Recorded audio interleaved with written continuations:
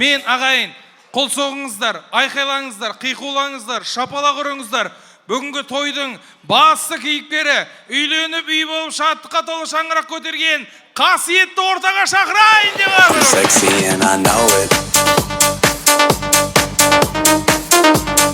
Танцуй, Костя!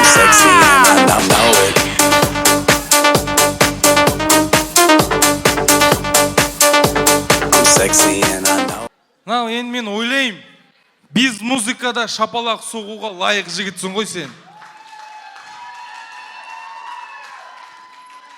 Шапалақ бәрі ұрса екен дейм ғой баяғы. Сенің тойың ғой дейм ғой баяғы. Орының бөлек қой, мен үшін қуаныштымын, мен сен үшін айтылып жатыр бүгін. Бүгіннен бастап өзіңнің қолыңа қондырған құсың Лаураны кім деп еркелетесің? Ботақаным деп. Ша! Ботақаным? Ботақаным дейді. Тағы? Болды. Қой. Тағы? Болды. Ал күнделікті түрде қалай атайсың? Ботақаным. Болды ма? Жаным тек қана. Ботақан. Бывает по вторник. Вторникта жаным деп айтам дейді. Қалған күндері? Ботақан. Ал енді ботақаным ортаға келші деп шақырш келем екен. Лаура, келші ортаға. Молодец, алып келсей бар, қарап тұрған ес. Қол соғайық, ағайын. Beni tezce göreydin. Sen de bilezin minezinde menin. Bir gecede zaladın jerin. Mаңдайыңа жазып қойған мен сенің ерің. Қоштасқан екі шерана. Кездесіп қалдық тап жаңа. Танымай қалас алдың бәле арарадың болмағандай. Рахмет. Қайтпатсың, Дамир? Келшеш. Дамир, келшеш енді. Кетіп қалған бәрі күшті кезде кетіп қалғандай. Мынау, енді мен жастарды орта бос. Ой, жан, бүгінгі кештің зажигал кісі. Жаным, шаштараз. Бірақ шаш жоқ басында. Мынау, екі жастың тойына арнайы дайындалған тәтті тортты мен ортаға алдарайын деп тұрмын. Қол соғып қошемет ұрып қойыңыздар. Итак, дорогие дамы и господа, сладкий торт в студию!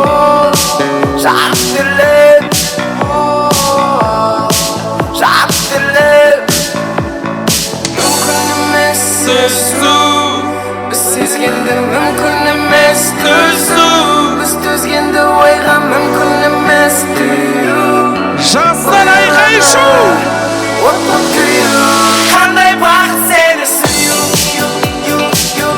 Қандай бақыт сені сүю. Қандай бақыт сені сүю. Рахмет. Тамаша. Классно. На тәтті тортты қараңыздаршы, ағайын. Фото. Ей, бұлай бұрқ қоймайсың ба? Фотоға түседі о. КЛ дейді. Кластас деген ба? Бүйтіп қой. Фотоға түсі орады о. Түсіру өндір фотоға. Рахмет. Апа. Апа. Келін бала сізге ұқсайды. Рахмет. Все, да? Классно. Нан бір кусок кесеміз ба? Давай, бір кусок кесейік. Сосын мамасына беретін болар. Ой, там құрсын. Соғыс болып көтіп жүрер. Мамам понятиесі бар ғой. Тортты бірінші кім жейді? Екеуі жейді да, енді білмеймін дейді о. Ол енді мамамыз бен папамыздың дәм беріп, зачем атадан қалған дәстүр емес, да? Өзің Лаураға бер, соны айтам. Екеуі бақытты болсын. Екеуі тыныш болса, вообще негіз четвертый тыныш қой. Енді сен қасиетке жегізіп жатса екен, жақсы екен. Так, ал. Болды ғой, түсті ғой да, фото. Басқыш. Ал, қайсы.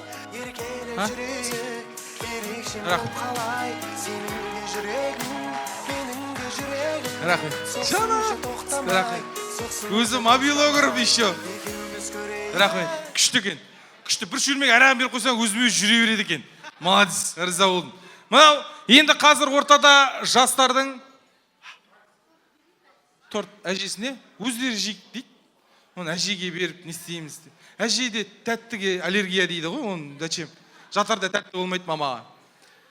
Главный, осы екі жастың алдағы өмірі сол торт сияқты тәтті болсын. Ол енді әже торт жеп, сіздер торт жегеннен бұлар бақытты болып кете қоймас. Бірақ ырымдап жатыр. Лаура сүй деген просто. Так, енді қазір ортада екі жастың махаббат вальсі. Тек қана екеуі билейді.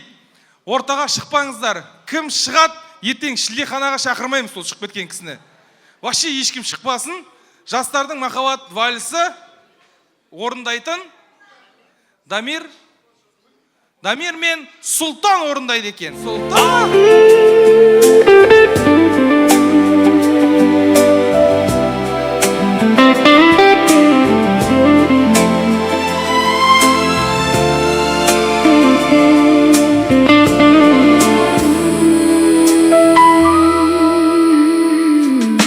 Sağındım oy dedin-ау, жаным маған. Бұлт көрдім етауардан, мамырағым. Сол менің ақ жанымның, ақ жауының. Ауақта ауылынан, дамылдаған мен деп ойла. Заман бұл есіп өткен, мен деп ойла. Нөсерді есі кеткен, мен деп ойла. Өзіңді әр күн сайын, мен деп ойла. Өзіңді мен деп ойла. Естідің бе аспаннан күрсінгенін, сол менің саған неге тосам деме. Ұйықтап жатсам оянса, ояу болса, көңіліңнен жанды бір сөз еді. Мен деп ойла, самал бұл есіп өткен, мен деп ойла. Нөсерді есі кеткен, мен деп ойла. Өзіңді әр күн сайын, мен деп ойла. Өзіңді мен деп ойла.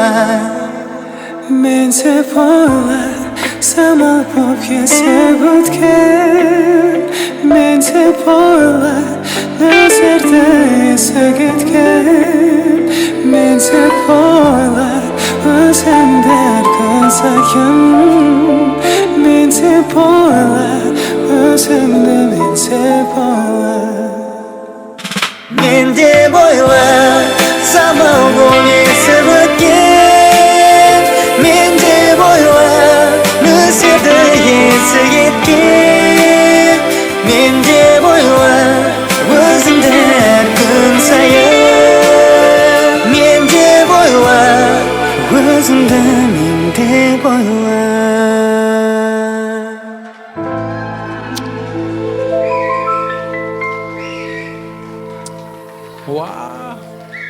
Енді мен ортаға ерекше лебіздер иесіне тост жалғайын деп тұрмыз. Ол тосты бермес бұрын мына келіп жатырған жаңа құдаларымыздың делегациясында осы Лаура келіндеріңіздің бір жездесінің туған күні деп естіп жатырық 12-ден кейін.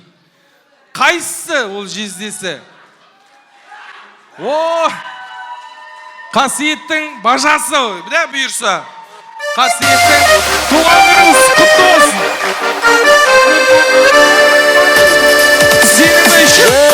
Стоп. Еще сен туған күнің ба? Мынау кім? Сен қайнағасысың ба? Қасиеттің? Бөлесімін дейді ғой.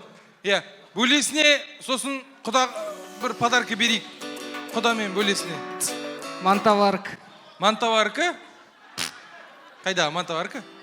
Бір штук мант саған. Бөлесіне бір подарка беравай.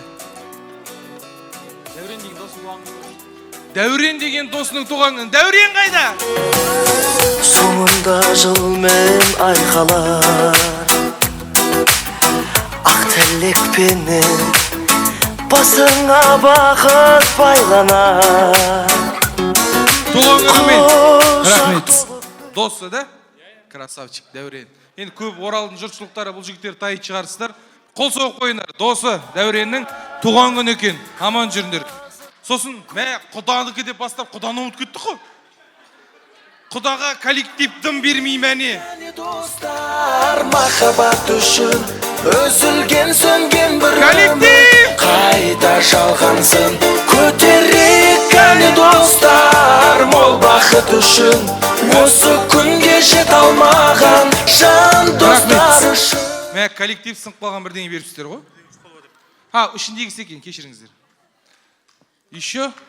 Құданың туған күні 5 теңге. Бүгін туған күз болмаса, құда вообще бәріне қалып қойын деп тұр екенсіз. Мынау сізге маған қасиет айтады. Бажамның туған күнінде өліп бара жатыр қасиет.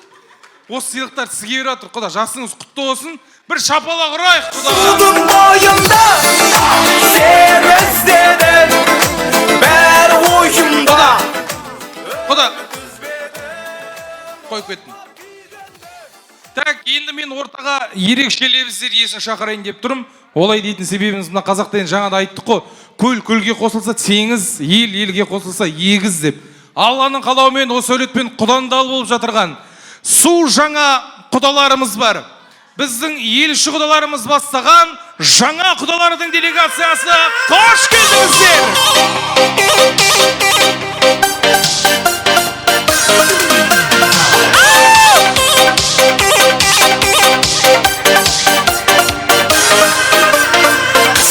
Dedim, oğlum var dedim.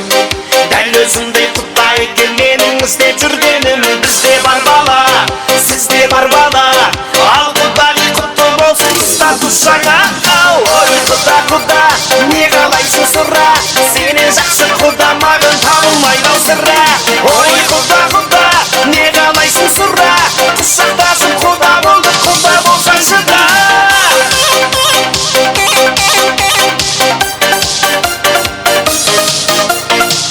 Тағы да қайырлы кеш, тойшы қауым. Біздер енді елші болып, Жаппас еліне барып келіп жатырмыз. Жаппас елі үлкен шаңырақ. Бізді жақсы қарсы алып, асты үстімізге түсіп, өте жақсы қарсы алды. Енді бажамның ауыртпалығын көтеріп, осы шаңыраққа, қара бура шаңырағына аппақ келінімізді алып келіп жатырмыз. Келін құтты болсын.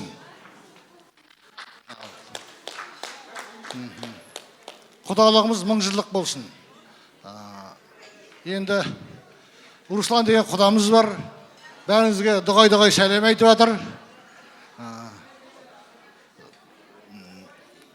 Осы жерде құдағайымыз келіп отыр. Айнұр құдағайымыз.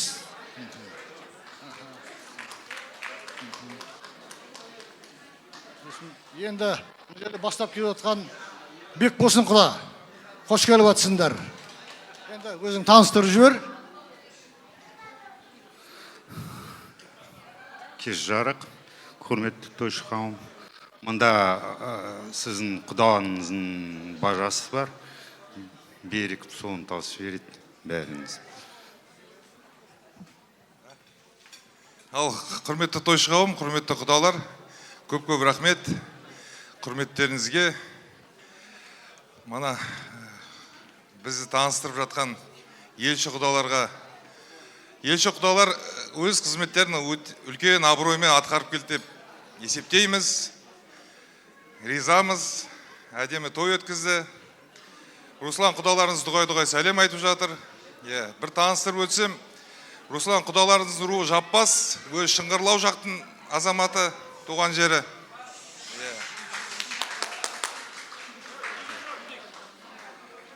Ал енді таныстырып өтейін, мына құдағайыңыз, Айнұр құдағайыңыз, руы Байбақты.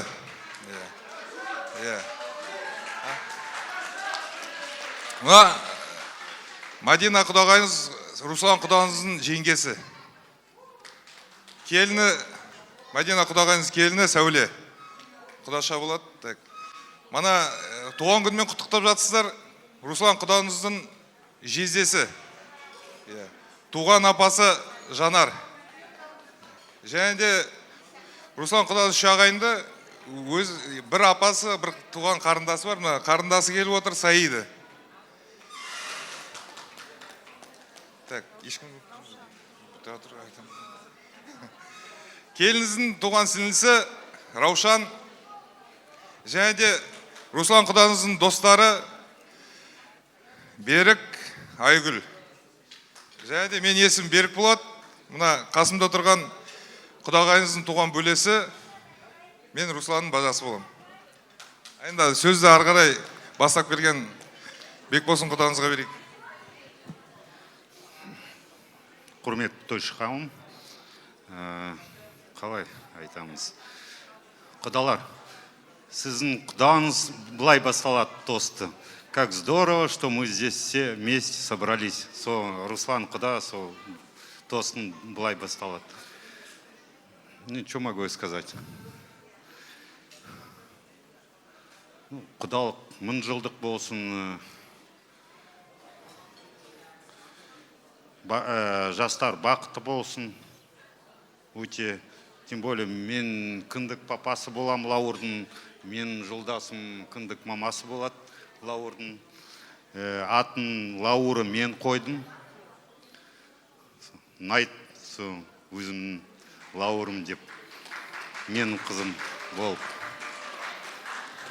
Мұнда бізде үлкен жеңгесі бар, құданың жеңгесі. Соны сөзге берейік. Сөз берейік. Жанар айта берсін. Қайынсыме берейік. Добрый вечер всем. Буду говорить по-русски, потому что қазақша шамалы. Начну по-казахски, наверное. Көп-көп рахмет. Тойы өте жақсы өтіп жатыр. Балдарымыз аман сау болсын. Бақытты болыңдар, балдар. Сіздерге тек қана денсаулық. Сіздерге де құдағай, үлкен құдағай, қайдасыз? Аман болыңдар, болыңыз. Денсаулық мықты болсын. Ауырмаңыз. Бәріңізге көп-көп рахмет, что поддержали біздің құдағайларыңыз. Бәріміз аман сау болайық. Рахмет.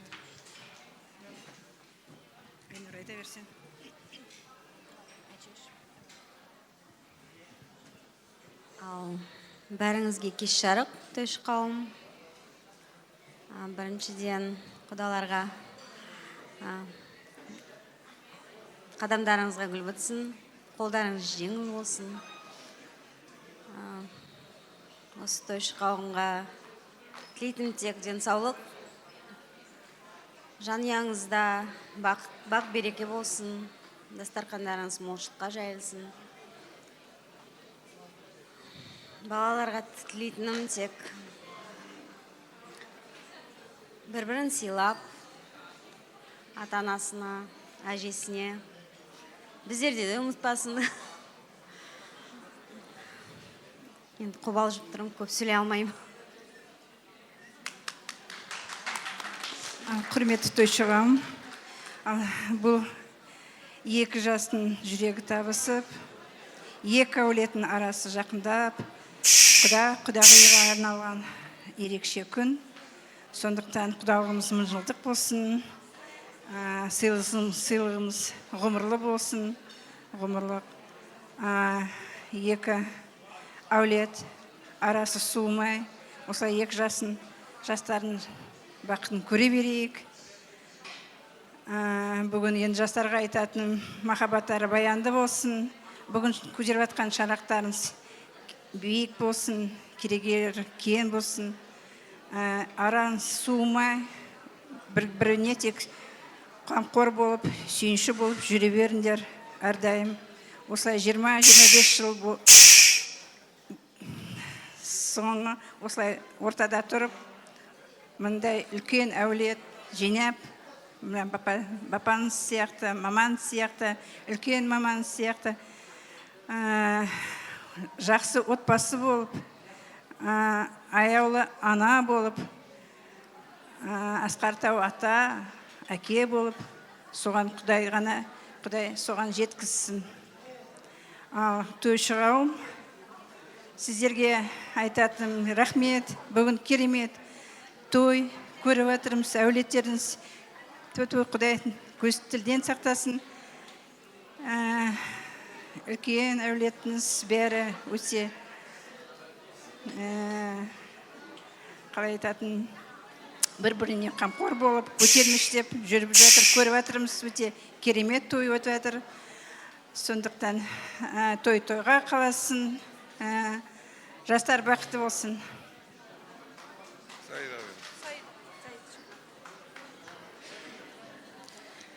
Құдағай, үлкен құдағай, тойы құтты болсын.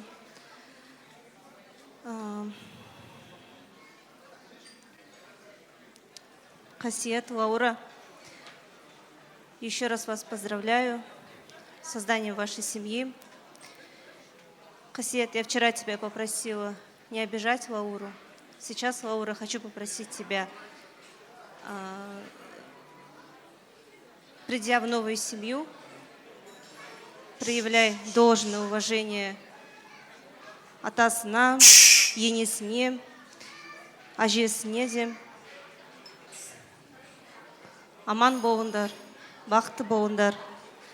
Қасиет, сен Лаураны ботақаным еркелетемін деп айттың ғой. Хочу тебе сказать, что Лауркин Аташка называл Лауру Боташка. Он всех внучек называл Боташка. И я приму это как за знак того, что ты ее очень любишь. И, пожалуйста, просто не обижай ее. Очень тебя сильно прошу. Құдағай,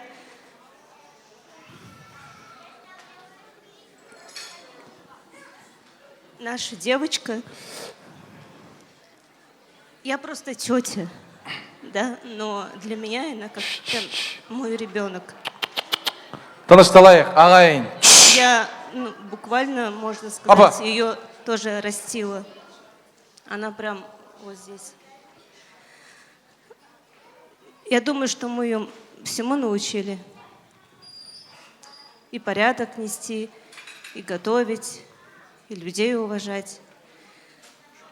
Но если что-то увидится, подумает, что чего-то не умеет, подскажите, научите, как заведено в вашей семье. Но все по дружбе, пожалуйста. Пусть между вами будет только уважение, любовь. Я очень сильно хочу, чтобы вы были ей второй мамой. Не ене, не свекровью, мамой, второй мамой. Тамаша. Баршаңызға ассалаумағалейкум. Құдалар енді тойларыңыз құтты болсын. Балаңыз тек балаңыз Лаура мен жастар тек биіктен көріне берсін. Бақытты болыңдар.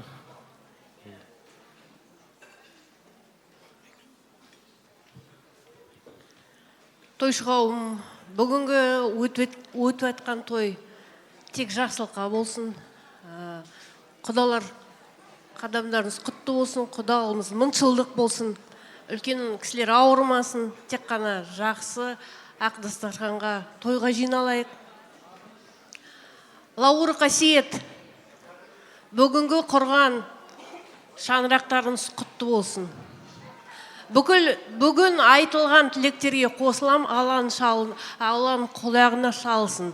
Жастар бақытты болсын. Бүкіл барлық тойшы қауым сол үшін алып қойсын.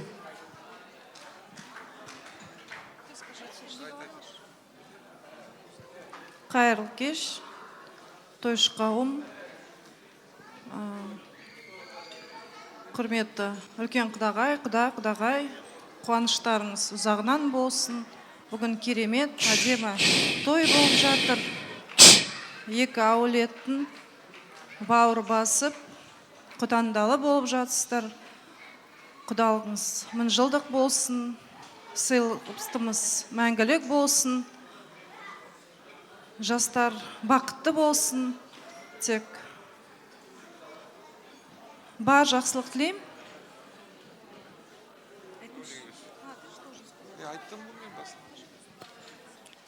Тихо. Екі тілек қалды енді, құрметті қонақтар.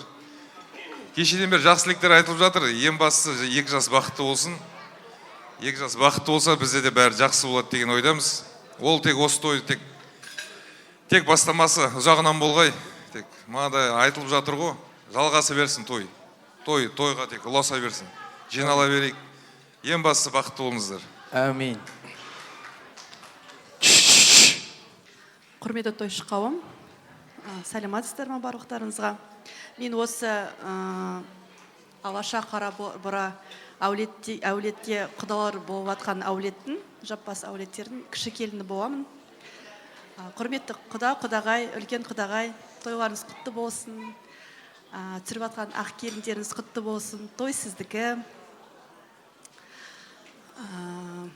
Біз өзіміз, сіздің құдағайыңыз Айнұр жеңге екеуміз жымпетін тумалары болғансын, бізге өзімізге ыстық болған сияқты болып тұрды.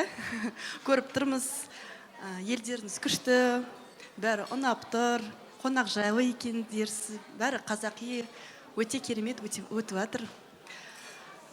Сол айтқандай, той құтты болсын, сізге тілейтіндеріміз үйлеріңізде тек қана ауызбіршілік болсын, мейрам әрқашанда болсын. Сіздермен бірге тойлайтын тойларымыз көп болсын, той құтты болсын. Ал енді құрметті құдалар, мына ені бұрынғының салты менен жаңағы том болмайды, жол болады дейді.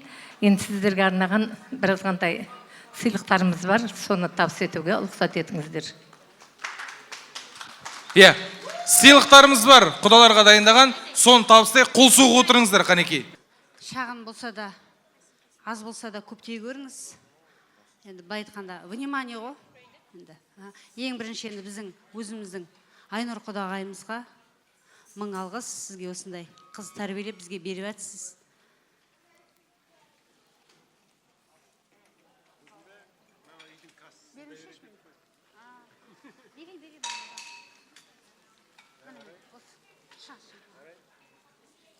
Айнұр құдағайға. Алмагүл қайда? Алмагүл? Гүлшат қайдасыңдар?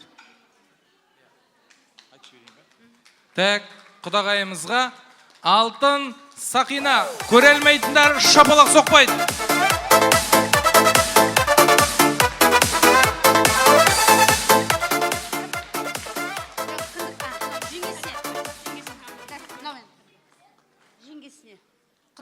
Жеңгесіне.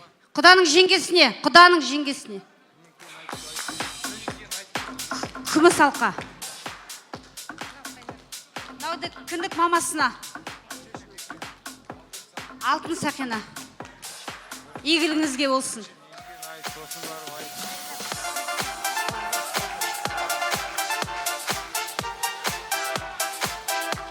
Құданың түсінісіне. Құданың сүйістірін кісі. Қарындасы, құданың қарындасына. Алтын алқа. Алтын алқа.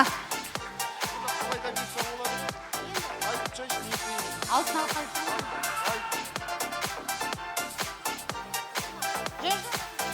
Белый золото. Мынау деген қыз жеңгесіне.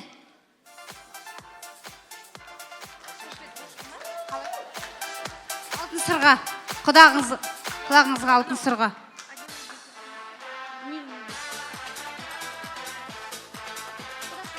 Құдаша. Раушан кішкентай құдашамызға.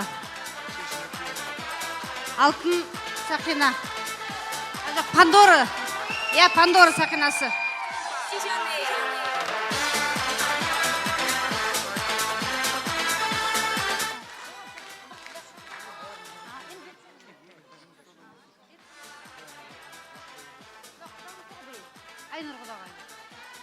Айнұр құдағай. Айнұр құдағай.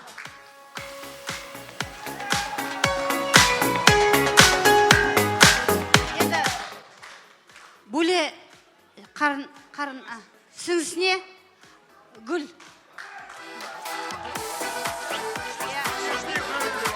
Қазіргі ақша гүлі, гүл шоғы. Екінші, құдышаға, достары. Алтын. Гүл шоғы. Ол деген ұшыңа кетіп қалған сияқты да? Достарыңыз.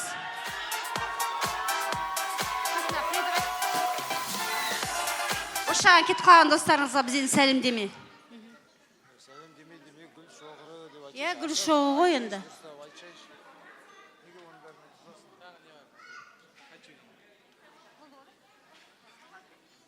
Барға риза боларсыңдар енді.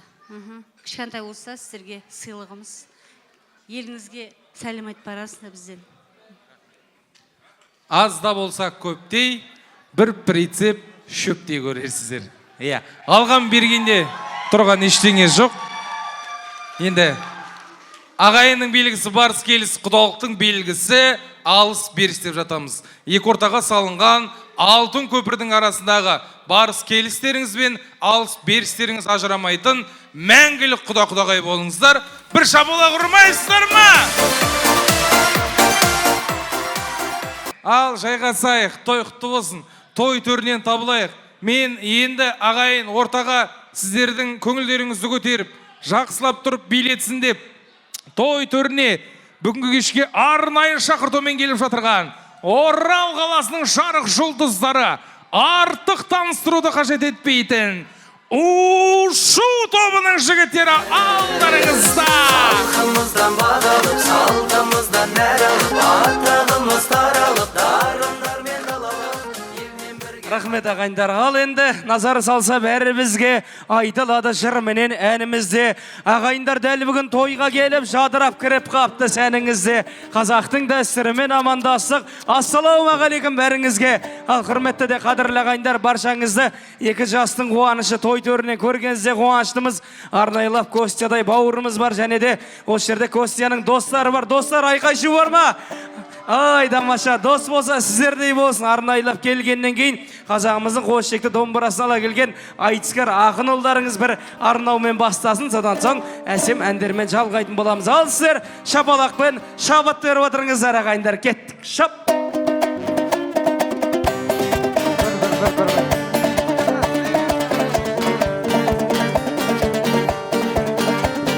Ал бисмилля таңдаңыздар мені де, назары салып райым бектей серіңе, әлем білер тарихын. Ассалаумағалейкум, әлмен жырды шын сүйетін еліме. Той болмаса налайтын. Ассалаумағалейкум, әлмен жырды шын сүйетін еліме. Содан кейін тыңдаңыздар мені де, барып жүрміз мұндай тойдың көбіне. Нұрға бөлеп маңайын, қош келдіңдер ағайын, екі жастың қуаныш той төріне. Нұрға бөлеп маңайын, қош келдіңдер ағайын, екі жастың қуаныш той төріне. Мына тойдың жөн ағайын бір басқа, мұндай кезде төгілмейді жыр босқа. Ержандайын ағама, арайдайын анама, шатырлатып неге қолды ұрмасқа. Қасиетпей ұлыңа, Лаурадай қызыңа, шатырлатып неге қолды ұрмасқа. Тектіліктің тік көтеріп байрағын, қазақтықтың бұзбаған еш қаймағын. Ел куә қойра соған, дүркіретіп жасаған, алашалар құтты болсын тойлары. Ел куә қойра соған, осындай той жасаған, алашаларға бір қол соғып қой бәрі. Жақсылардың қалып бүгін көбізім, айтылуда ағайынның лебізі. Дәл осы той жақтаға алашаларды мақтады, жаппастарда осал емес негізі. Құтты болсын деп отқан, құдалар бар деп отқан, жаппастардан не подарок негізі. Мына тойға достар кепті неше көп, жақсылықты берсін Алла еселе. биге шақырған, той көтеріп жатырған қасиеттің достарына қошемет. Ортада билеп жатырған, бәрін биге шақырған қасиеттің достарына қошемет. Елдің бәрі қасиетті жақсы ұл дейді, елдің бәрі Лаураны да жақсы қыз дейді. Қасиетті ән салайық, Лаура деп жар салайық, осы тойда қол соғайық біз. Қасиетті ән салайық, Лаура деп жар салайық, осы тойда қол соғайық біз. Тойларыңа осынау келіп қалдық дәл бүгін, ал ендеше қаттырақ қол соғыңдар барлығың. Қасиетті yollarың бір керемет күйгенді, Лаурадай әп-әдемі қазақ қызға үйленді. Ей менің халқым-ай, тойға келген жарқырай, дәл осылай той тойлап жүрейікші шалқыбай. Ей менің халқым-ай, тойға келген жарқырай, дәл осылай той тойлап жүрейікші шалқыбай. Ей менің халқым-ай, тойға келген жарқырай, дәл осылай той тойлап жүрейікші шалқыбай. Аспайық, саспайық, тұра бермей қасқайық, ал ендеше жігіттер әнімізді бастайық, әнімізді бастайық, той көтеріп тастайық. Тамаша, ортаға биден табылайық. Жастар молодцы! Ой, тамаша!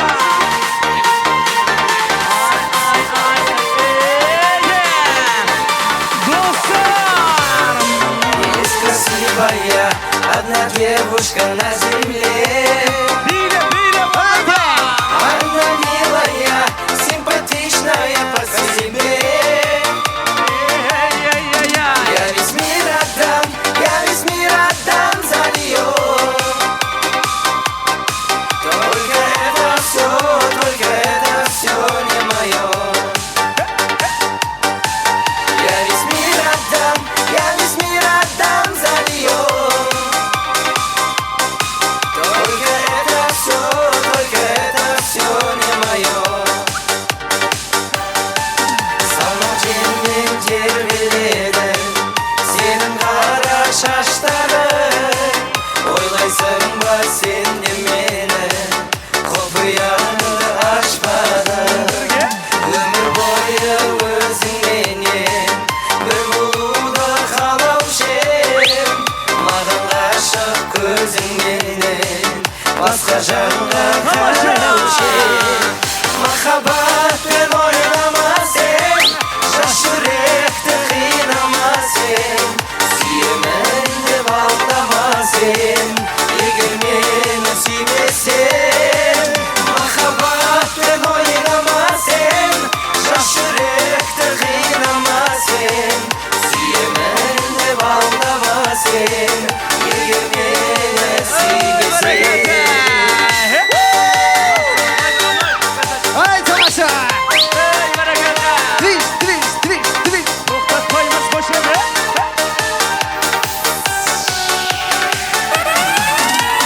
Таныш еді өмір, көріп сені өзгерді, сүйіп сені көңілі, жұлдыздарға теңгерді. Сөз таппаймын айтуға, мен жүремін қасылап, түсімде де жүрсің ғой. Аппақ гүлдер, аппақ гүлдер, аппақ гүлдер осылар. Сөз таппаймын айтуға, мен жүремін қасылап, түсімде де жүрсің ғой. Аппақ гүлдер, аппақ гүлдер, аппақ гүлдер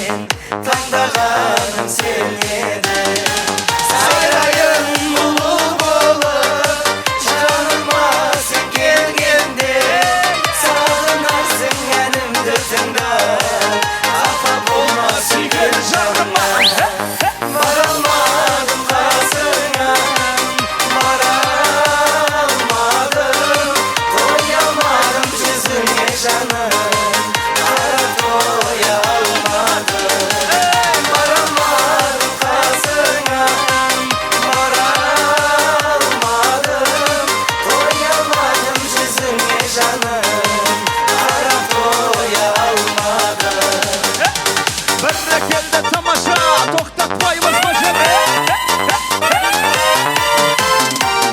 Өзіңсіз жүретінде жалғыз жанмын, сен алыс ауылда мен қаладамын. Баяғы күндерді, жұлдызды түндерді, сағынып мен өзіңді еске аламын. Баяғы күндерді, жұлдызды түндерді, сағынып мен өзіңді еске аламын. Ұмытар емеспін, сен маған керексің, келші жаным келші қоншы қолыма. Ешияр емеспін, не деген елеспін, күндіз-түн кетпейді ойдың тағынан. Ешкімді сүймеймін, өзіңді іздеймін, сабырлыққа салып ыстық жанымды. Не үшін күндеймін, көңілді білмеймін, кешір алсам кешір, кеш мені жаным. Той бақытты болсын ағайындар, бақытты болыңыздар, жастар бақытты болсын. Қасиет Лаура бақытты болыңыздар. Рахмет, жасай беріңіздер. Так, енді келесі соңғы тілектеріміздің бір-бірге той түріне әкеміз бен анамыздың достары коллективі бар. Арман Асемгүл, Рахметолла Жанаргүл, Мәулет Айгүл, Қуаныш Назгүл, Дәурен Құролай, Әліби Гүлзада, Серқали Райхан, Асхат, Абай Гүлшат, Марат Кәмшат, Бейбігүл, Жанайдар Айнагүл, Мирас Айнагүл, Айболат Меңдігүл, Салтанат, Леміш Жанат, Бейбігүл, Әлібек Жазира, Сәбит Роза, Ермек Анар, Алтынбек Гүлсара, Азамат Динара, Баян Эльмира, достары бастаған коллектив Гүлбаршын, Нұрғаным, Нүрия, Сәния, Лаура, Мәриям, Жанаргүл, Жанна, Айман, Айымгүл, Айнұр, Рахымжан, Мұхаммедали, Гүлжамал, Жанар, Ақтолқын, Жадыра, Сара, Асылхан, Даниял, Саламат, Гүлсара есімді қонақтар, қош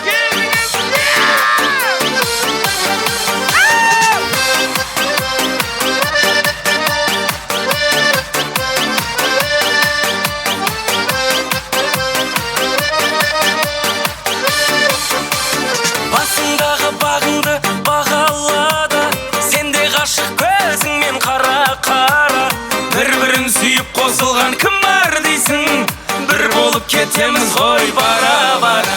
Сен егіз, мен сен егіз, сондықтан сүймеймін демеңіз. Бағыңа бір қара, біз жүрген бір қала, екі бөлек жүрміз неге біз. Ассалаумағалейкум, тойшы қауым. Ал, біріншіден той қаласын, Арай Ержан, Қайырлы апа, апым байды. Ал, тойларыңыз той қаласын, балдарымыз бақытты болсын, жастар. Жақсы той өтіп жатыр. Біздер енді Ержан, Арай бірге өскен достарымыз. Есім Рахметолла Ауат, Жымпиттамыз, құрдастары. Той жақсы өтіп жатыр. Жақсы лебіздер айтылып жатыр, бәріне қосылам. Балдарымыз бақытты болсын. Құдалар 1000 жылдық құдалық болсын. Басқа не айтам мен, жалғастырады ғой қазір.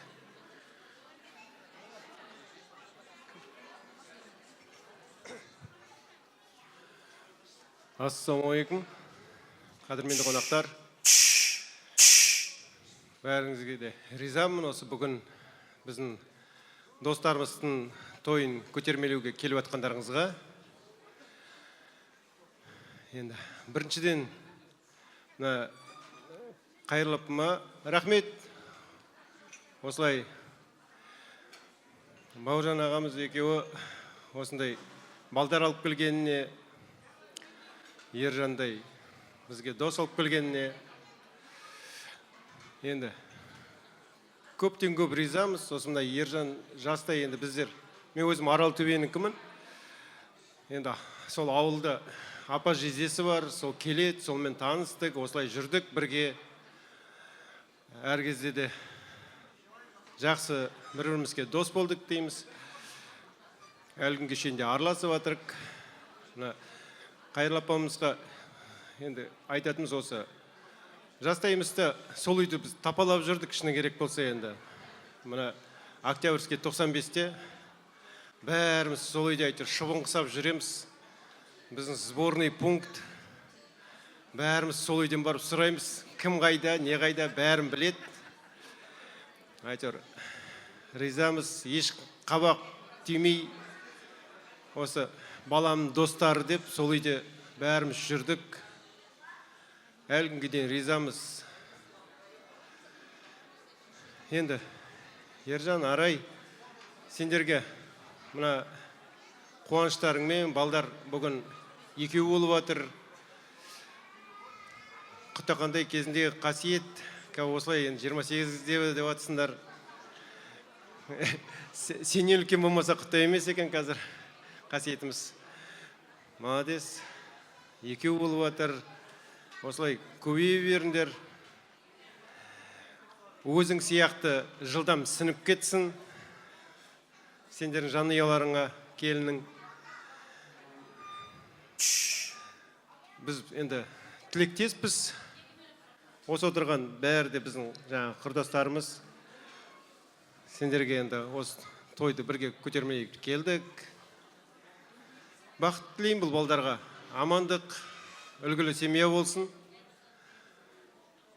Мұнаймасын, любой кездік. Сендер қалай алып кеттіңдер, тап солай оларды алып кетсін.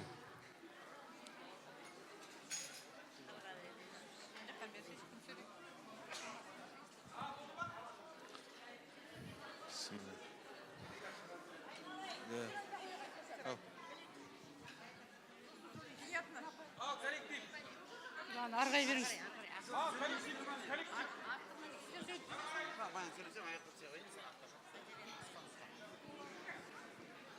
Ал құрметті қауым, бүгінгі тойға келгеніңіздеріңге көп рахмет. Арай, Ержан, тойларыңыз ұзағынан болсын, жастар бақытты болсын, әрқашанда жолдары ашық, дастарханы тек жақсылыққа жайылсын. Бүгін айтылған тілектердің барлығы орындалып, үйлеріңізге тек қана той болсын.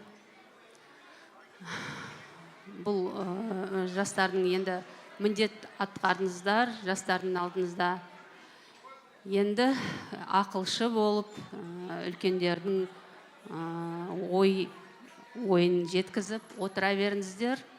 Барлықтарыңызға рахмет айтамын. Тек қана жақсылық бола берсін бұл үйде. Және достар, кластастардан ән шашу.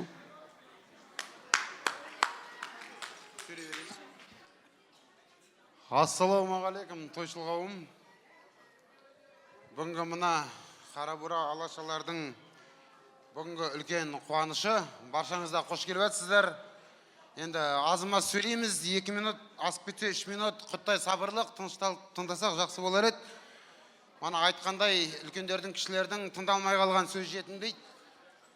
Ал енді бүгін мына осы мақсатта, осы себепте жиналып жатқанымыз, енді басынан айтайын, сосын аяғын аяқтайын ғой. Енді Ержан, Арай, бүгінгі ұлдарыңыз енді өзінің сынарын тауып, қосылып, үйлі баранды болып, бүгінгі бір тойға сіздерді жеткізіп жатыр.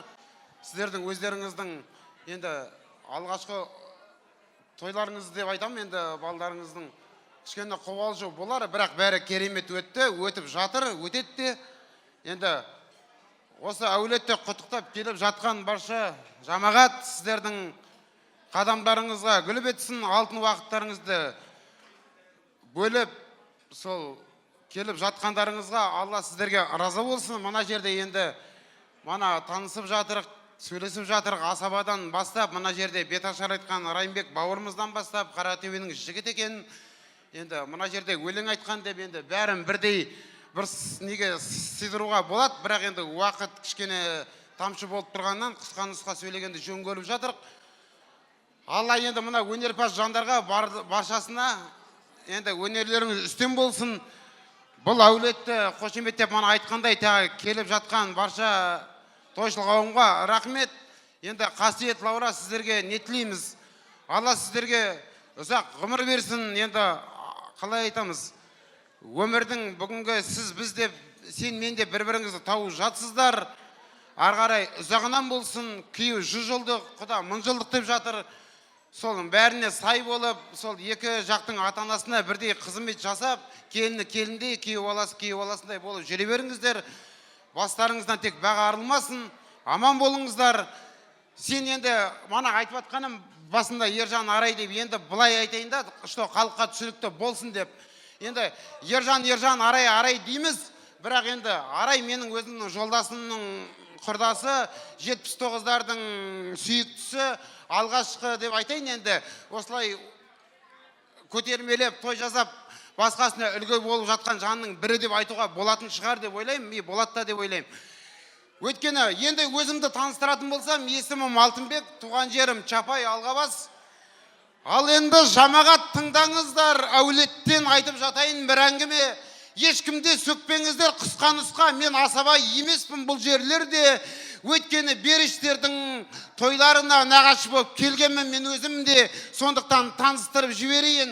Мұна тұрған жамағатпен бірге келген жандостарым, құрбыларым бәріңізге. Мұна жерде есімі Гүлсара жолдасым да, Динамен құрбысы, оның да болады жолдасы да. Баян келіп жатыр, мана таныстырған Алматыдан. Одан кейін айтайын, бажамды өзімнің бірге туған бір ананың қыздарын алып жатқан, Алла риза, маған осындай бажа беріп жатқан.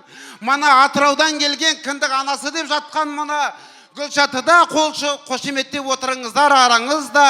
Ал енді Алия дегендерді қалай айтам, маған қайнапа ма, бола ма балсыз мына деп жатырмын. Дина, сен де қош келіп жатырсыңдар. Мына жерде қара киім киген Анар деген менің балдызым да, құттай асығып, құттай кеміп қалмай жатқан менен асаба саған риза болым, шыны керек арамызда. Өйткені мен асабаға вәтше қатысым жоқ. Мына жерде коллективтар болып жатыр апамызда. Апа, сізді де түсініп отырым, бірақ іштен шығып жатқан сөзді тыңдаған жақсы ғой арамызда. Сондықтан құттай қателік кетіп қалса кешіріңіз, бүгінше сөйлеп қалайын. Ай, апа, ренжегесін, енді амал жоқ, тоқтаймыз ғой. Ал енді бүгін бұлай айтайын. Мұна Қасиет пен Лаураның аналары келіп жатқан, бәрі де құдалар болып жатқан. Құдалар қадамдарыңа гүл бітсін. Ержан мен Арайға құдағай мен құда болып жатқан. Мана бәріңде сөйледіңдер, тыңдадық қой. Сондықтан бізді де тыңдағанды жөн көрдік қой арамызда. Ал енді апа жезе, қайыр болсын, қуаныштарың ұзағынан бола берсін араласқан. Қалай айтам, қара бура, алаша демеймін, жайық беріш болсын басқа. Бәрі бір қазақ, сыйластық болсын араңызда. Ассалаумағалейкум, тыңдағандарыңызға рахмет. Менің есімім Алтынбек, жайық беріштің тұмба баласы болып жатқан деген сияқты.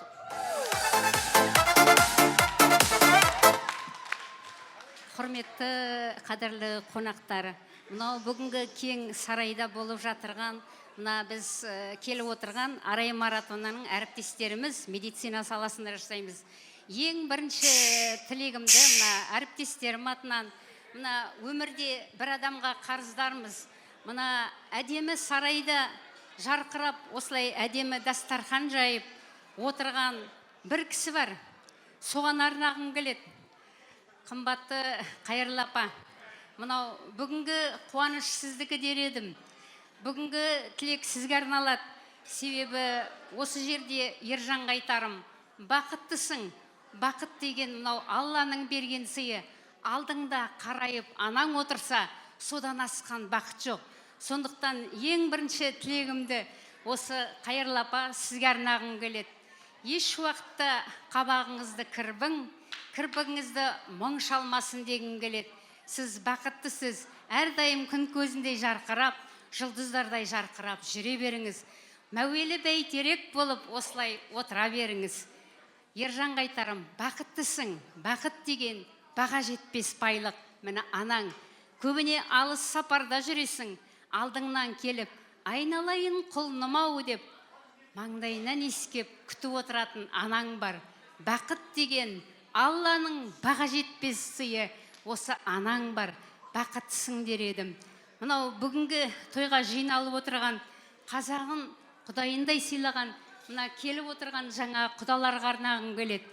Сіздерге айтарым, мына құда болып жатсыздар, құдағайыңыз жаста болса, бар болса тасымайтын, жоқ болса жасымайтын, жігерлі, рухы биік, пейілі де, мейірімі де қазақтың дархан даласындай кең.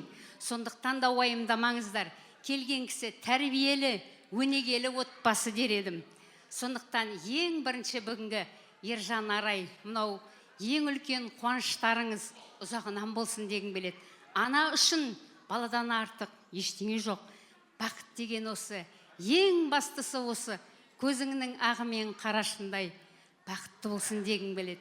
Ал ендігі тілегім, бүгінгі думанның дәнекері болып отырған, осы тойдың бәрімізді басымызды қосып жинап отырған 2 жасқа арнағым келеді. Ал қасиет айналайын, қолыңа қондырған құсың бағалап аялай біл. Ал енді Лаур, саған айтарым, мамаңның әріптестері атынан, әппақсың жаным, ақ емес тіпті әппақ қар, ақ көңіліңмен өмірдің жүгін мақтатқар, сен ұшқан үйде жақсылық қалсын, бақ қалсын, қонған жеріңе қуаныш болып, құт боп қон дегім келеді. Ең бастысы тілейтінім, бір-біріңізді бағалай біліңіз, бақытты болыңыздар. Ал енді мына әу демейтін қазақ жоқ, ендігі бізден де ән ретінде осы жыр шашу Жанар өлең айтады.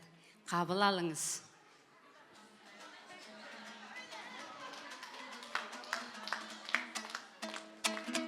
Менің қызым анасының ақ сүттен таралған, атасының әжесінің тәрбиесін алған.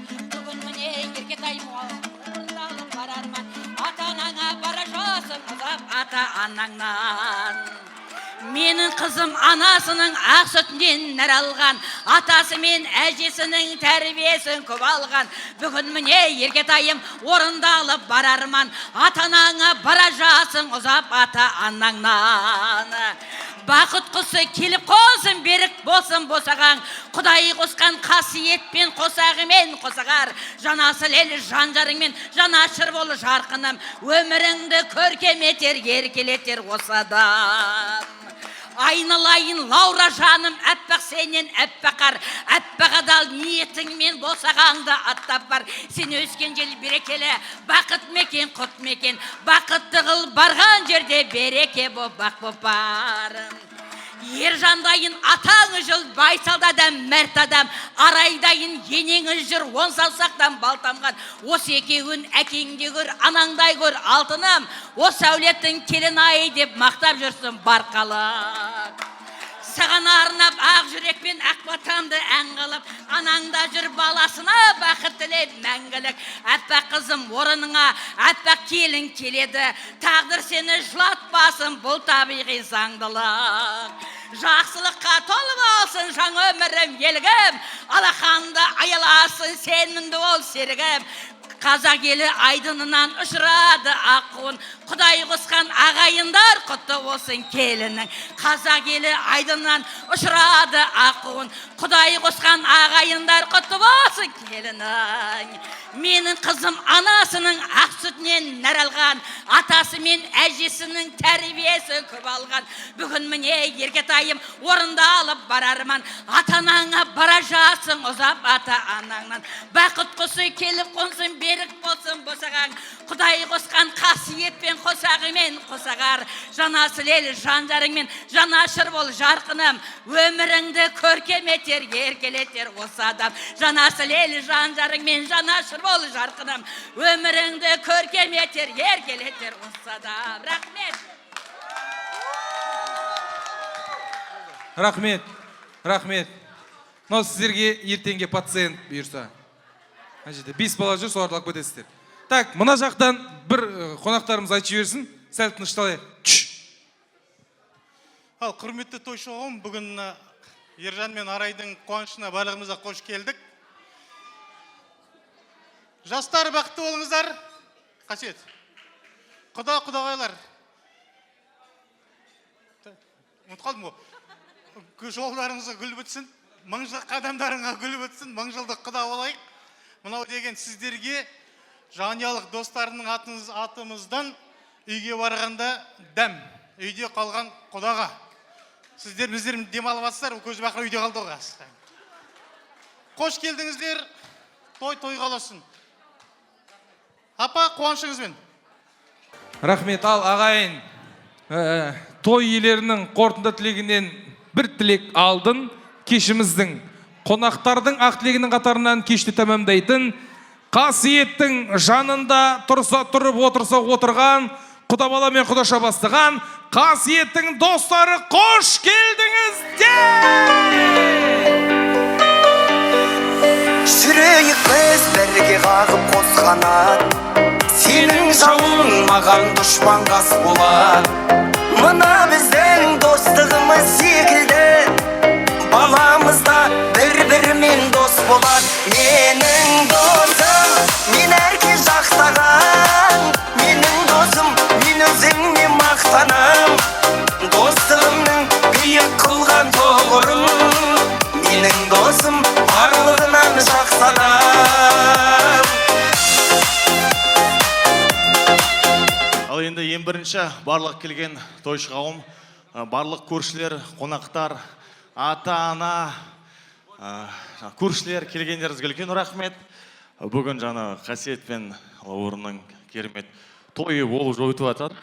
Анда мұнда секіріп жүріп, барлық жиналып жатқан басымдағы тиген ойын бәрі жерге шашылып қалды. Ештеңе етпес. Қазір былай жасайық, достар. Міне, жастар атынан қазір бір-екі рет шулап жіберейік, достар, жастар!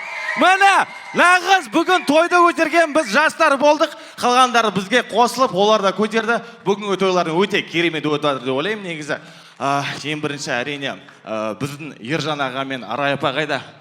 Ержан аға мен Арай апа. Қайдасыз? Көрмей жатырмын. Әне, Ержан аға нағыз ер адамның үлгісі деп ойлаймын. Ер адам қандай ойлау? Таза Ержан аға сияқты болу керек.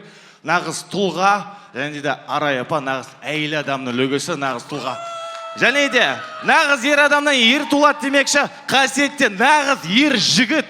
Және де оған осындай керемет жанұядан Лаурамыз келіп отыр. Нағыз керемет жұп болады деп ойлаймын. Арларына ешқашан сыйластық кетпесін. Бір-бірінде әрдайым жақсы көріп, қолдап жүріңдер. Аспандарыңыз әрдайым ашық болсын, дұшпандарыңыз қашық болсын, денсаулықтарыңыз мықты болсын. Және де осындай керемет достар, жаңағы біз сияқты тек қана жақсылықта емес, әрбір сәтте ешқанадан қолның ұшын беретіндей, көмек беретіндей болсын дейтін ниеттемін. Бәріміз қошеметтеп қояйық, достар. Бүгінгі күн бір рет болады, тек қана бір рет, және де ол менің Қасиет деген ең жақын досымда. Достар, тағы да сізді тойларыңызбен құттықтаймын. Рахмет. Ал енді, өзім жаңағыдай мен Астанадан келіп отырмын. Жаңағыдай 4 жыл болды Астанаға кеткенмін. Біз жаңағыдай қыжылдас қызымыз Алматыдан келіп отыр. Ол жаңағыдай Лаурының ең жақын досы. Қайдасың, Фатима? Келі ғой, Фатима, пойдем. Фатима у нас русскоязычная. Бәріміз қолдап қояйық, Фатима. Давайте поддержим Фатиму.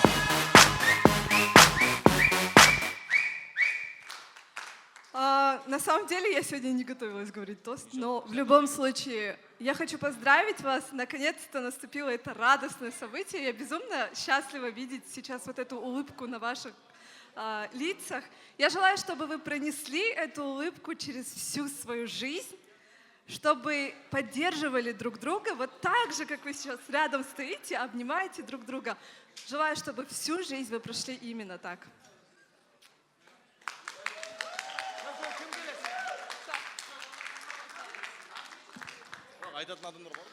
Ал, құрметті қонақтар, прежде всего вас поздравляю. Бақытты болсын жастарымыз, тек қана осындай жастан жасқа тола берсін бірге, балдары көп болсын. Сами, как видите, лучшие друзья Қасиета больше 100 килограмм весит. Вес имеет, Қасиет рядом вес имеет, поэтому тек қана, вот я хочу пожелать им счастья. Пусть друг друга любят, пусть друг друга ценят, и самое главное, пусть ценят родителей, потому что весь этот вечер, благодаря Ержан ага, Арай апа, я их с детства знаю, они меня с детства знают, и вот они всегда старались ради благополучия их сына, ради его счастья, и пусть так и продолжается всегда. Вот. Аман болсын ата-аналары, похлопайте. Жоқ. И, короче, вот, что я хочу пожелать. Тек қана бақытты болыңдар, енді мен айтайын. Қысқаша айтып жүре қояйын. Досым, тойың құтты болсын. Сендерді жақсы көреміз. Енді Арай апа, Ержан аға, қуаныштарыңыз ұзағынан болсын. Енді шыны керек жақсы сағымыз сіздің үйде өтті. Костя досым, жақсы көрем. Осы уақытқа дейін айтылған барлық тілектерге қосыламыз. Барлығы қабыл болсын.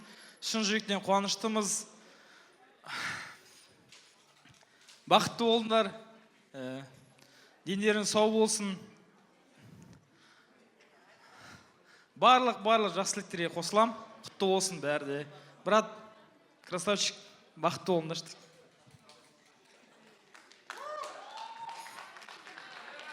Ассалаумағалейкум қонақтар.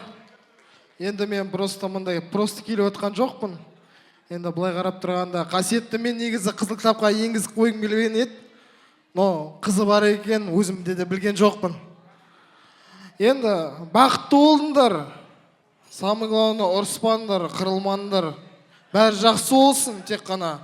Енді біздің қасиетте ондай қаңғитын бала емес. Тек ровно жүретін бала, тіке барады, тіке үйіне баратын бала ғой. Енді сіздерге мама, папа, енді сіздерге бақыт тілеймін. Бақыттарыңызбен енді 1-2 күннің ішінде сіздермен жақсы араласып кеттім. Өзім туған мама, папам сияқты қылдырып енді. Сіздерге рахмет айтам үлкен көп. Поздравляем! Поздравляем! Поздравляем! Счастье в этом мире большом. Болған жоқ әлі? Және де қасиет Лаура жана жігіт жолдаспен қыз жолдастан біздің атымыздан 2 велосипед. Атам қазақ айтқандай спорт это жизнь, да? Раз күнде спортпен айналысып велосипедпен жүресіздер. Және де ақшалай сыйлықтар бар, әртүрлі сыйлықтарымыз бар сізге. Қошемет достар, міне бүгін тойды көтеріп отыр бір. Поздравляем! Рахмет. Фотоға түспес бұрын бізде бір поздравление бар. Ол сіздердің достарыңызбен бірге шығатын. Ол кісі мен поздравлениемді именно қасиеттің өзін құттықтап беретін күшті ақшалай сыйлығын қасиеттің өзіне табыстайын деп тұрған қасиеттің кіндік папасы бар. Қайда кіндік папасы? Келіңіз. Бір қол соғып жіберейік. Кіндік папасы ма? Кіндік папасы деді ма? Ассаламайкум. Сіздер ағам ба?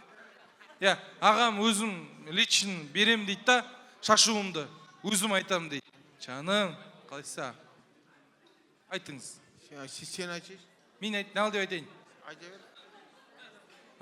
Сен айта берші. Не деп айтайын? Білмеймін. Сумма, скажите. 100 ғой? Қасиеттің кіндік әкесі ағайын. Бұрын вообще негізі кіндік ата, кіндік мама қылып простой адамдарды қоймайды. Осы кісіге тартсын, осы кісінің мінезін берсін, осы кісіге ұқсасын деп қойған ғой енді сізге. Сол кіндік папасы не? Қасиеттің тойына 100.000 теңге сыйлық беріп жатыр. Қошемет соғыңда, қамқоршым қорғаным байлығым барым әкесін, ардақтым қымбаттым асылым саным. Рахмет аға, аман жүріңіз. Той құтты болсын, көп-көп. 100.000 не болды? Өзі бере ма, асықпай? Өзіңіз бересіз, болды, сіз бересіз ғой. Ал, кеттік жүріңіздер, суретке солайық бәріміз бірге. Той құтты болсын, молодцы, қош келдіңіздер. Қорытынды тілектің алдында 4 көзіміз түгел дастарханның төрінен табылайық. Сіздер үшін баладай көңілмен, даладай дастархан жайып баршаларыңызды қош алып, балам барым деп жиған тергенін баласының тойына шашып ағайынды разы қылған той иелері, әкемізді, анамызды, қайырлы апамызды да мен ортаға шақырсам деген ниетім бар. Той иелері келіңіздер, той құтты болсын.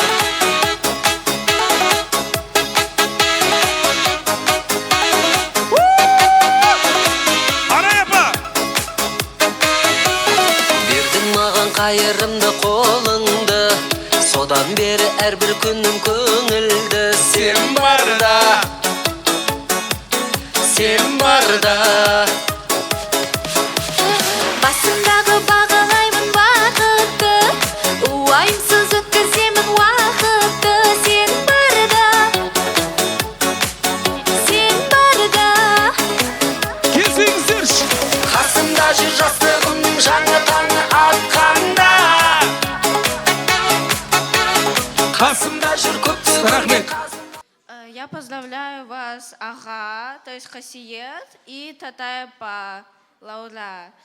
Я очень рада, что Ага мой позвонился, и теперь у нас будет еще одна девушка в доме.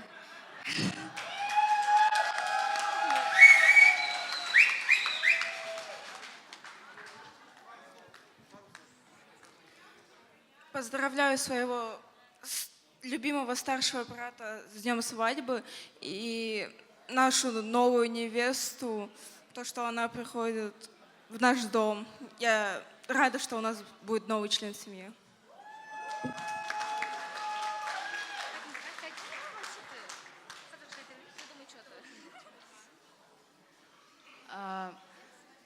Қасиет аға, жеңге, екеуің бақытты болыңдар. Пусть у вас будет светлое будущее. Я очень рада, то, что жеңге появилась в нашей семье.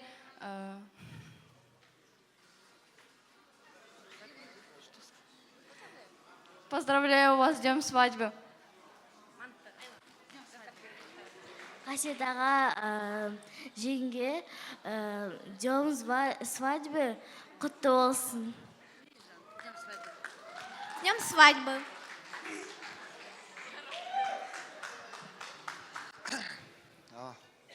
Қайырлы түн, тойшы қауым. Осылай бүгінгі тойды мәрлепке жатырық. Бәріңізге алғыс айтамын. Осылай жақсы өткізіп жатқан тойымызды қолпаштап, осы уақытқа шейін отырғандарыңызға. Бәріңіз қадамдарың құтты болсын. Ал балам, қызым, қадамдарың құтты болсын. Екеуміз қоса қарып, жақсы инабатты, салиқалы ұрпақ болуымызға нәсіп еткейсіңдер. Қуаныштымыз, жаңа қызым айтқандай, біздің семьяда тағы бір қыз пайда болғандарына. Ал құда-құдағайлар, сіздер де аман болыңыздар, сәлем айтарсыздар, үйге қадамдарың құтты болсын, мәңгілік құда болуға нәсіп етсін. Аллахым, бәріне рахмет. Бұл жерде бүгінгі көп туған ағайындарым келіп отыр. Бөле, нағашы, жиендер, қайын жұрт, достар, коллектив, жаңағы жолдасының коллективі бәріне алғыс айтамын. Үйсіп бүгінгі келіп күшті қолпаштап отқандарына. Бүгін мына анам Қайырлының 4 апалы сіңілі. Бүгін бүкіл бөлелерім келді, өте қуаныштымын. Алыстан келіп жатыр, әдейілеп ат басы осыған Алматыдан, Ақтаудан, Астанадан бәріне келіп жатқан сол тума-туыс ағайындарға бәріне қуанышым шексіз. Қалғандардың қазір рахметтерін сол анам мен жолдасым бәрін толықтап айтар енді. Бәріңізге алғысым шексіз.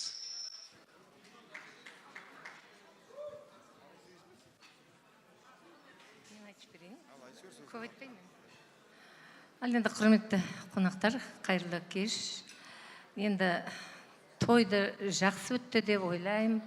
Бәрі де көңілді, жақсы билеп, баламның жолдастарына, мына бірге жүрген класстас, жұмыстас, ағайын тума-туыс, барлығыңызға да ат салысып осылай көңілді өткізгендеріңізге көп-көп рахмет. Дендеріңізге саулық, бастарыңызға амандық, бауырларыңыз бүтін болуына тілектеспін. Осындай қуаныш, бақыт әр семьяда бола берсін. Үбірлі шүбірлі болуларыңызға тілектеспіз. Енді үлкендерге ден саулық, жастарға жұмыстар жемісті болып, жаңағыдай жақсы, бақытты семья болуына тілектеспін. Рахмет көп-көп барлығыңызға да. Балдарымыз бақытты болсын. Құдағайлар, құдалар, қадамдарыңыз құтты болсын.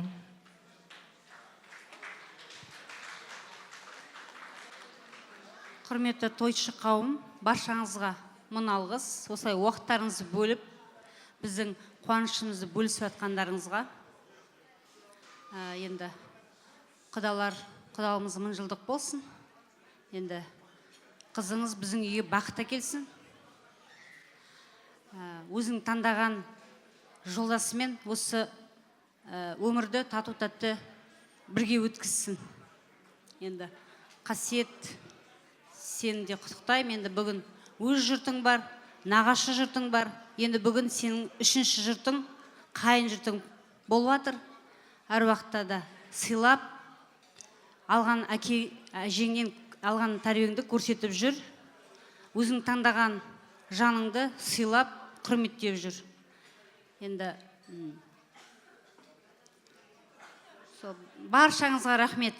Осы ресторан жұмына да, осы келген қонақтарға да, енді бірдеме дұрыс болмай жатса, әрине кешірім сұраймыз.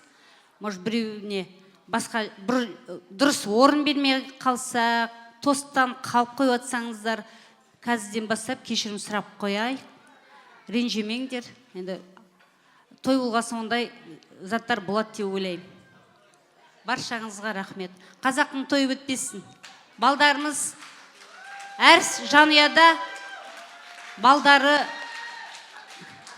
үйленіп, қыздары тұрмыс құрсын. Тамадыға да рахмет. Ерке бола.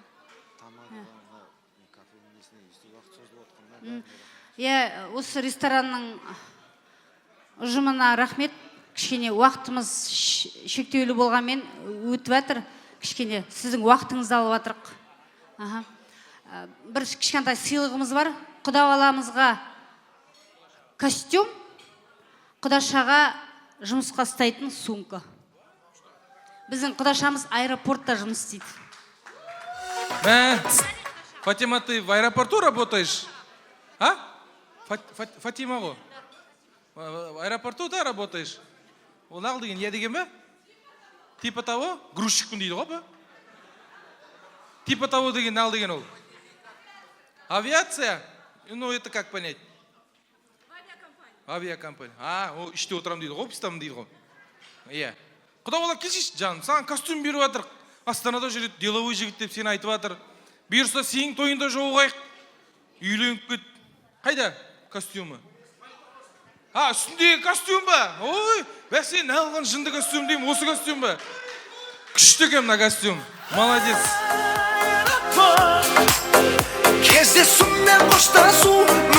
Рахмет. Болды ғой да, бәріміз сөйледік. Той құтты болсын. 9 ай 9 күннен кейін немеренің қуанышын тойлаңыздар, Құдай қаласа. Ал бәріміз жайғасайық, дастархан төрінен орын алайық. Қазір енді құдаларымыздан бата аламыз. Асқа адалдық, басқа амандық берсін деп Алла қалаған жайық. Оның алдында жайлап өздеріңіз енді жайлап аптырский, лақтырский деп алып қоймай шықпай арсыздар. Но енді жаңа айтты ғой. Папа-мам достарынан құдаға дәм. Иә. Ал, ребята, Дамир, бата. Ал, шуламаймыз, тентек болмаймыз, коллективке беріп жіберем ато. Дастархан дәм кетпесін, күніміз сан кетпесін, ұрпағымыз аман болсын, өміріміз мән болсын, еліміз тыныш болсын, жұртымыз аман болсын, жастар бақытты болсын. Әумин. Әумин. Ойбай, айтқаныңыз келсін. Срочно қабыл болып кетсін мына батаңыз. Ал, қадірлі құрметті ағайын, сіз десейік, біз десейік, бұйырса шілдехана тойда аман есен жүздесейік. Жастар бақытты болсын. Пока!